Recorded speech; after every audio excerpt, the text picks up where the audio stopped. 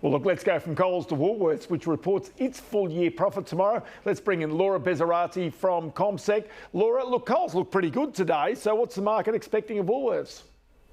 Good afternoon, Ross. It's quite an interesting time to get these results, isn't it, with the cost of living pressures certainly at play. So it's interesting to see how these different retailers are reacting. We already know that consumers are being more frugal. They're switching to cheaper options. We already know people are eating out less, so that certainly could help their supermarket sales as people opt to cook their meals. Woolies is expected to see supermarket sales growing by roughly 3%. That would align with what we saw out of Coles results today. They were up around 4% in terms of their supermarket sales.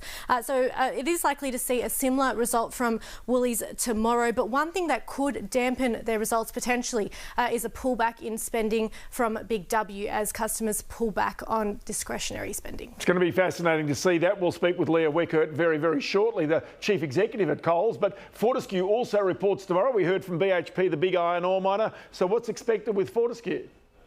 Look, there's a few things that investors are going to focus on. The first thing, of course, is going to be iron ore prices. We already know that they've been under pressure recently with a sluggish Chinese economy, so that's going to be no surprise. Perhaps a weaker outlook for prices as well there. We already saw this with Rio's result just a few weeks back. Now, revenue is expected to come in at $18.3 billion. $16.5 billion of that is expected to come from their iron ore sales.